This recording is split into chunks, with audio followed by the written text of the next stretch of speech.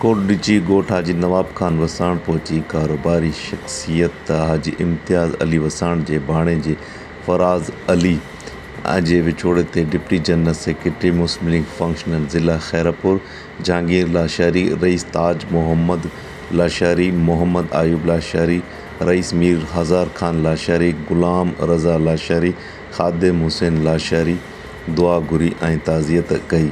नौजवान फराज़ अली वसाण ते गहरे ॾुख जो इज़हार कयो।